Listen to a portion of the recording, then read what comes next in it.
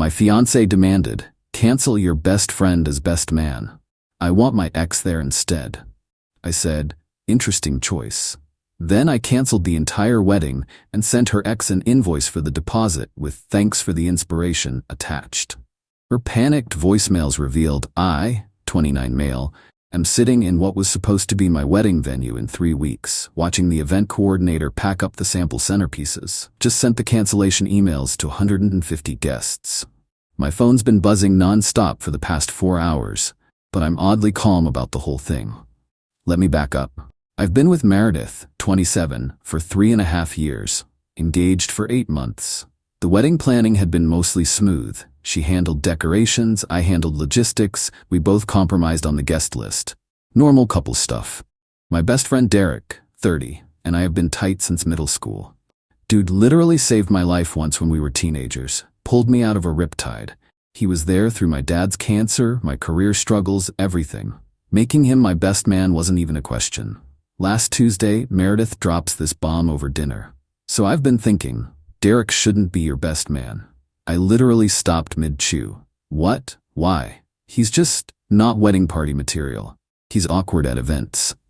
Derek's an engineer. Yeah, he's quiet, but awkward. The man gave a beautiful toast at his brother's wedding last year. Meredith, what's this really about? She fidgets with her napkin. I want Blake in the wedding party. Blake, her ex. The one she dated for 4 years before me. The one whose name still popped up on her phone occasionally. You want your ex at our wedding? Not just at it. I want him as a groomsman, maybe even the best man since you need to replace Derek anyway. I actually laughed. Thought she was joking. She wasn't. Listen, she continues. Blake and I stayed friends. He knows all our friends. He'll make the photos look better, and honestly, he's more presentable than Derek. More presentable? Blake's tall, photogenic. Derek's, short, balding. It'll throw off the aesthetic. The aesthetic. My best friend of 17 years should be excluded from my wedding for the aesthetic. And, she adds, like this is the deal closer. Blake already agreed to do it. You already asked him? Before talking to me? I knew you'd be weird about it. I set down my fork. Really looked at her. This woman I was about to marry just called my best friend unpresentable and went behind my back to recruit her ex. Interesting choice, I said quietly. She smiled, thinking she'd won. So you'll tell Derek? Oh, I'll handle everything. Wednesday morning, 8 a.m., called the venue, explained I needed to cancel. They kept the deposit, 10 grand, non-refundable. Fine. Called the catering company, another 3 grand deposit gone. Photographer? 2 grand. DJ? 500. Florist? 1,500. By noon, I'd canceled everything. Total loss about $22,000. Money I'd saved for 3 years. Then I did something petty, maybe even stupid. But it felt right. I made an invoice, a professional one like I use for my freelance design work. Addressed to Blake Hutchinson, itemized list of all the deposits lost. Total due $22,000. At the bottom, in the notes section, thanks for the inspiration to cancel. Best man position clearly meant more to you than it did to her. Emailed it to him with Meredith CC'd. Then I sent a group message to all 150 wedding guests. The wedding between myself and Meredith is canceled. No drama, just realized we have fundamentally different values. Thank you for your understanding. Packed a bag, turned off my phone, and went to Derek's place. His reaction when I told him, dude, I never liked her anyway. Beer? It's been 6 hours. I finally turned my phone back on. Voicemails from Meredith, 14 texts from Meredith, 68, missed calls from her mom, 8, texts from Blake, 3. The first voicemail, timestamp 12:23 p.m., crying, "What did you do? Why is the venue saying we're canceled? Call me back." Second one, 12:05 p.m., angry, "You can't just cancel our wedding without talking to me." Third one, 1:15 p.m., panicked. "Blake just showed me some invoice? What is this? This is insane." Fourth one, 1:30 p.m., bargaining. Okay, Derek can be best man, Blake doesn't have to be in the wedding. Please call me back." Fifth one, 2 p.m., desperate. "My mom is freaking out. Everyone's calling about the cancellation email. We can fix this." I listened to all of them. Blake's texts were actually hilarious. "Bro, this invoice is a joke, right? I'm not paying for your wedding drama. Tell Meredith to stop calling me." The entitlement is staggering. She really thought I'd just accept it? Replace my best friend with her ex for photos? Derek's letting me crash here while I figure out next steps. We're currently 3 beers deep, playing Call of Duty, and honestly, I haven't felt this clear-headed in months. Update 1, 2 days later. The last 48 hours have been educational. First, Meredith showed up at Derek's apartment yesterday morning. Full makeup, red dress, she knows it's my favorite, holding a box of my stuff from our apartment. Derek answered the door. He doesn't want to see you. This is between me and my fiancée. Ex-fiancée, Derek corrected. I came to the door. Mistake. Baby, please, she starts. This is crazy. You can't throw away 3 years over one tiny request. Tiny request? You wanted to replace my best friend with your ex. I was thinking about the photos, our memories. Is that so wrong? You called Derek unpresentable. Derek, from behind me, I'm literally right here. Meredith ignored him. Can we just talk, privately? We can talk right here. She huffed. Fine, Mom wants to know who's paying her back for the dress. Her dress. $3,000 designer dress that her mom insisted on buying despite us saying we'd handle it. That's between you and your mom. You canceled the wedding. You wanted your ex as my best man. I said he could be a groomsman, maybe best man. It was a suggestion. Derek actually snorted. You literally told Blake he could do it before even asking. She spun on him. This is your fault. If you weren't so, she gestured vaguely at him, this wouldn't have happened. So what? Derek asked calmly. Short? Bald? Not Instagram worthy? Her face went red. I didn't mean. Yes, you did, I said. And that's the problem. You prioritize appearances over actual relationships. Then came the tactical nuke. Besides, Blake's married. Record scratch moment. What? Yeah, saw it on Facebook yesterday. Got married 6 months ago. Small ceremony. Guess he didn't mention that when you were planning his role in our wedding? Her face went from red to white. She pulled out her phone, furiously scrolling. Found it. Her expression was something. He said he was single. Why would that matter if he was just being a groomsman? Silence. Then her mom's car pulled up. Patricia got out looking like she was ready for war. What is this nonsense about canceling? Do you know how much we've invested? I've invested $22,000 in deposits, Patricia. That's your choice. We bought the dress, the shoes, the jewelry. Again, your choice. I said we didn't need help. How dare you embarrass us like this? Everyone's asking what happened. Derek pulled out his phone, started recording. For legal purposes, he said cheerfully. Patricia went nuclear. You pathetic little man. My daughter was doing you a favor marrying you. You'll never find anyone better. I'd rather be alone than with someone who thinks I'm an aesthetic accessory. Meredith was now crying. Big dramatic tears. I just wanted nice photos. Is that a crime? No, but lying about Blake being single is pretty sketchy. I didn't lie, I just didn't know. Patricia grabbed her daughter's arm. Come on, let the loser stew in his mistake. You'll be begging us to come back. As they left, Patricia shouted, We're keeping the gifts. What gifts? I called back. I canceled before the shower. Door slam. Car peel out. Blake texted an hour later. Dude, she's been blowing up my wife's phone. Make it stop. I responded, not my circus anymore. Then the social media campaign started. Meredith posted this long thing about toxic masculinity and men who can't handle confident women. Her friends piled on. Comments about how I was threatened by her past and too insecure for an adult relationship. So I posted the invoice I sent Blake. No context, just the image. Comments exploded. People asking why her ex got a wedding cancellation invoice, why his name was even involved. The narrative crumbled fast. Her sister Anna actually texted me. Is it true she wanted Blake as best man? Yup. Jesus. I'm sorry. She told us you were jealous of their friendship. She wanted to remove Derek for the aesthetic and replace him with Blake. That's... wow. Mom's telling everyone you're having a breakdown, tube you. I'm playing video games and eating pizza with Derek. Most peaceful I've been in months. Good for you. Last night around 11 p.m. Meredith sent a long text. I'm sorry I hurt Derek's feelings, but you're overreacting. Blake means nothing to me romantically. I just wanted our wedding to look perfect. Every girl dreams of the perfect wedding photos. Why is that wrong? You're throwing away our future over one small ask. Please reconsider. We can do counseling. I'll apologize to Derek. Whatever you want. I responded, you planned our wedding with your ex before consulting me. That's not a small ask. That's a fundamental breach of trust. The deposits are gone. The relationship is done. Please stop contacting me. You're going to regret this. I already regret not seeing the red flags sooner. She sent 30 more texts, ranging from insults to apologies to threats about what she knows about me.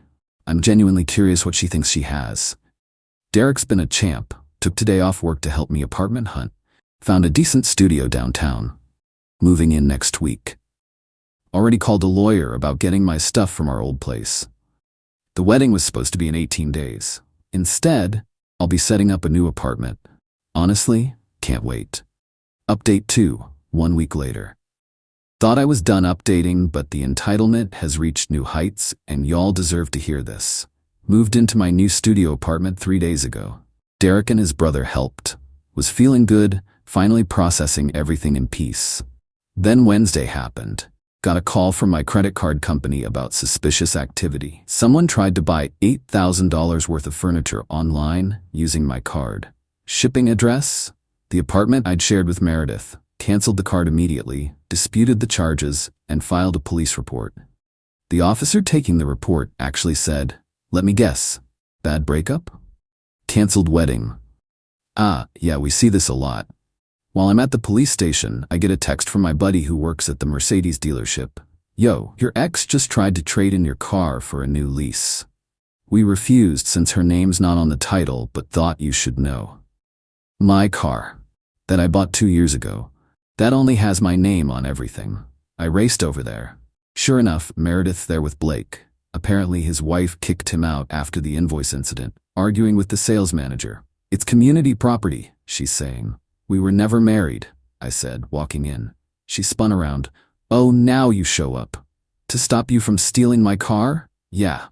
Blake stepped forward, trying to look intimidating. "Hey man, she just needs some help getting back on her feet." "With my car? After your involvement destroyed our relationship?" "I didn't destroy anything. You're the one who went nuclear over nothing." The sales manager looked entertained. "Sir, would you like us to call the police?" "Already filed a report for the credit card fraud." Meredith's face went pale. "Credit card fraud? I used the card for necessities. $8,000 in furniture? I need somewhere to sit." "You have furniture." "It doesn't match my new aesthetic." The manager actually laughed, then covered it with a cough. Blake tried to play mediator. "Look, just let her use the car for a few weeks. The married man who is going to be my best man wants me to loan my ex my car? That's rich. I'm separated. Because of this situation?" Silence. The manager suggested they leave. Meredith started crying again, but not sad crying, angry crying. "You've ruined everything. My wedding, my home, my stability. You ruined it yourself when you prioritized your ex over our relationship. It was about photos." Derek, who'd apparently followed me there, solid friend, piped up. "No, it was about control and disrespect." She turned on him. "Nobody asked you, Chrome Dome." Derek just smiled. Still bitter about the aesthetics? That's when Blake's wife showed up. Yeah, that escalation. Tall woman, designer, everything, looking furious. "There you are." Blake went white. "Babe, I can explain." "Explain why you're helping your ex steal her ex's car?" Meredith stepped forward. "We're just friends." "Friends? Friends? You asked him to be in your wedding. He told me he was helping a coworker move." Plot twist. Blake stammered. "It wasn't like that." His wife turned to me. "Is this the guy?"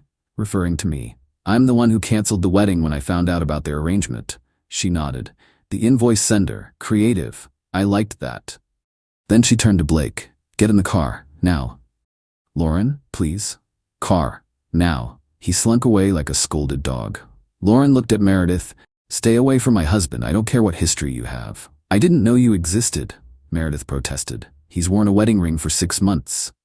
Another silence. Lauren left. Meredith stood there, carless, accompliceless, crying again. The manager asked us all to leave. In the parking lot, Meredith made one last attempt. "Can you at least give me a ride home?" "Call an Uber." "I don't have money. You canceled all my cards." "They were my cards. You were an authorized user." "This is financial abuse." Derek laughed. Actually laughed. "No, this is consequences." Yesterday I got a call from her dad. First time Richard has ever called me directly. "Son, what's this about credit card fraud?" Explained the situation. Long silence. Then, Jesus Christ, Patricia told me you were being vindictive, but $8,000 on furniture. After we'd already ended things. I'll handle it. Send me the police report number. We'll pay it back if the charges go through. Richard, I don't want... No, I'm sorry. I knew she had issues with Blake, but this is beyond acceptable. Issues? Another pause. She never got over him choosing Lauren. This was probably some weird revenge thing, using you to get to him. Well, that's a fun revelation. You're saying she wanted him in our wedding to make his wife jealous? I'm saying my daughter needs therapy, and you dodged a bullet. I'll handle the money. You take care of yourself. Today woke up to find out Meredith started a GoFundMe. Help me rebuild after domestic abuse. Goal: $25,000. The description claimed I isolated her from friends, controlled all finances, and abandoned her with nothing. Already had $300 from sympathetic strangers. Derek screenshot it and sent it to his lawyer friend. Within 2 hours, it was taken down for fraud. Her mom called me screaming about ruining Meredith's future. Patricia, she committed credit card fraud and lied on a fundraising site. She's heartbroken. You broke her. She tried to steal my car with her married ex-boyfriend. He's separated. Because of her. Click. The wedding would have been next Saturday. Instead, Derek and I are doing a barbecue at his place, calling it the Dodged a Bullet barbecue. His brother's bringing his smoker. My cousin's band is playing. We invited everyone who was supposed to come to the wedding. Currently RSVPs, 73 yes, 12 no. The rest haven't responded. Her sister Anna messaged, "Can I come to the barbecue? I'll bring potato salad." Aren't you Meredith's sister? Yeah, but she tried to steal your car. That's fucked up. Plus, Derek seems cool, and she was horrible to him. So Meredith's own sister is coming to my anti-wedding party. Life's wild sometimes. Final update, 3 weeks later. Wedding day came and went. The Dodged a Bullet barbecue was incredible. 84 people showed up, including Anna, Meredith's sister, who brought the best potato salad I've ever had and stayed till 2 a.m. doing shots with Derek's brother. But that's not why I'm updating. Remember the invoice I sent Blake? The $22,000 one? Well, Lauren, Blake's wife, did something amazing. She actually sent me a check for $5,000 with a note. This is from Blake's personal account. Consider it partial payment for the chaos he helped cause. The rest is coming in installments once my lawyer is done with him. Thank you for opening my eyes. L. I didn't cash it initially, felt weird. But Derek convinced me. Dude, that money was for your wedding. Take it. So I did. Put it straight into savings. Then yesterday got served with legal papers. Meredith is actually suing me for deliberate infliction of emotional distress and financial abandonment. She's seeking $50,000 in damages. Her claims, I maliciously canceled the wedding to humiliate her. I trapped her in financial dependence, then cut her off. I orchestrated a harassment campaign against her. I caused her to lose her job. News to me. That last one was interesting. Called Anna to ask WTF. Oh yeah, she got fired last week, kept missing work to deal with the wedding crisis, and then they found out she was using company time to plan her GoFundMe and talk to lawyers. Her own choices got her fired. But somehow that's my fault? My lawyer, yes, got a real one now, laughed when he read the filing. This is desperation. She has no case. Countersue for the credit card fraud and will probably never hear from her again. But the real kicker came this morning. Richard, her dad, called. I need you to know something. We're moving. Okay? To Florida, Patricia and I, next month. That's good for you? We're not taking Meredith. Silence. She's 27 years old and we're done enabling her. This whole situation, finding out about Blake, the theft attempts, now this lawsuit, we're done. Richard, you don't have to. Yes, I do. You were good to her, better than Blake ever was. She destroyed it for some fantasy where she could have both of you. That's not normal. Patricia disagrees, but I'm putting my foot down. What's she going to do? Figure it out like adults, like you did when she blew up your life. This seems harsh. Son, she tried to steal your car. She committed fraud. She's suing you for 50 grand. You're worried about harsh? He had a point. The lawsuit is ongoing, but my lawyer says it'll likely be dismissed. The credit card fraud case is moving forward. The DA is actually pursuing it because she used the card after we separated, which shows clear intent. Blake and Lauren are getting divorced. He's living with his brother. Meredith apparently reached out to him about moving in together, but he blocked her. Even Blake has limits, apparently. Last I heard from Anna, Meredith is couch surfing between friends, posting increasingly unhinged Instagram stories about rising from the ashes and Phoenix energy. She started selling essential oils through some MLM, claiming they helped her heal from narcissistic abuse. Me? I love my studio apartment. Derek and I started a weekly poker game with some guys from his work. I'm dating casually, nothing serious, just coffee and conversation. The $22,000 in wedding deposit still stings, but I'm slowly rebuilding my savings. My therapist, got one of those too, said something interesting. You didn't dodge a bullet. You dodged a missile, one that would have exploded after you were legally bound to her. She's right. Sometimes I wonder what would have happened if I just let Blake be a groomsman. Probably would have married her, lived an increasingly controlled life, and eventually caught her actually cheating with him. Instead, I'm free. Broke, but free. Single, but not being manipulated. Starting over, but on my own terms. Derek said it best at the box. You lost 22 grand, but saved your soul. Worth every penny. And if you're wondering, yes, I kept the invoice framed. It's hanging in my bathroom. Derek calls it my liberation certificate. Patricia still sends me nasty texts occasionally. I don't respond. Meredith tried making a TikTok about toxic ex syndrome. It got 47 views and 1 comment. Didn't you try to steal his car? The wedding would have been a month ago today. Instead of celebrating an anniversary, I'm sitting on my secondhand couch in my tiny apartment, eating takeout Chinese with Derek, and I've never been happier. Sometimes the best thing you can do is cancel the wedding and send the invoice. Edit, since someone asked, yes, the credit card fraud charges stuck. She got 18 months probation and has to pay restitution.